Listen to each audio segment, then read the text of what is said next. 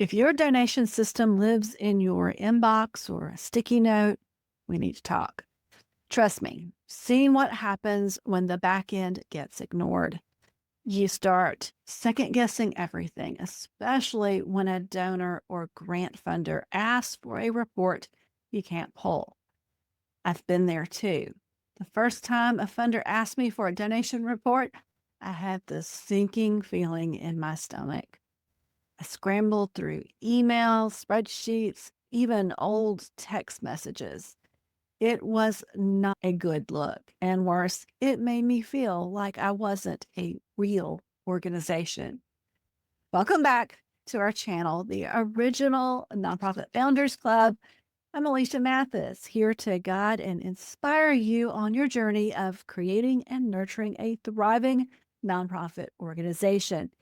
If you're joining us for the first time, this is your go-to resource for all things related to nonprofit management, whether it's understanding the ropes of administration, unraveling the intricacies of fundraising, or engaging effectively with your community. So today we're diving into how to set up a donation processing SOP or standard operating procedure that builds donor trust. All right, so here's the thing. Founders and small shop fundraisers like you are doing amazing work, but back end systems like donation processing, yikes, those often fall through the cracks. It's not because you don't care, it's because no one taught you how to set it up the right way. When there's no standard donation process, a few things happen. Money tracking gets messy.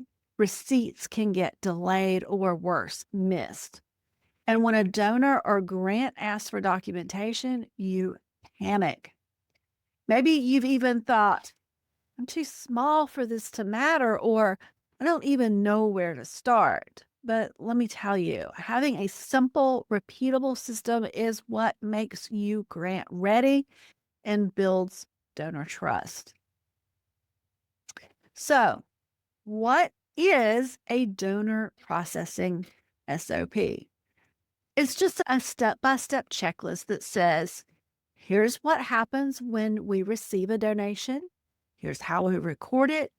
Here's how we thank the donor. Here's how we double check it's all done. And setting one up isn't hard when you break it into 4 parts. So, first, you need a system for accepting donations that isn't your personal Venmo or checking account.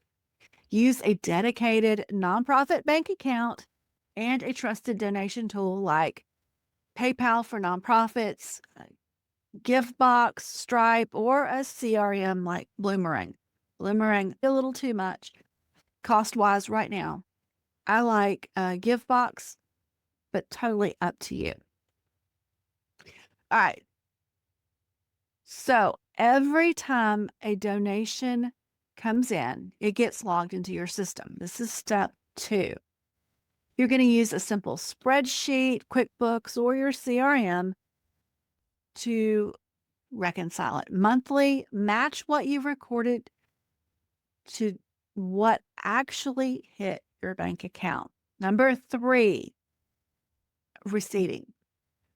Donors need receipts that include your nonprofit name, amount given, date, and a line about their donation being tax deductible. Send receipts right away or at least within 48 hours. See, bonus points if you automate this through your donation platform. Step number 4, oversight. Even if it's just you and a board of 2 people, hear me on this. Have someone else review your donation logs at least quarterly. It builds internal trust and makes you audit ready. All right. Now, this checklist isn't about being complicated. It's about building trust with your donors, with funders, and with yourself. So, a good system protects your sanity. You don't need to be perfect, you just need a system. Setting up a donation processing SOP is one of the best gifts you can give yourself as a founder.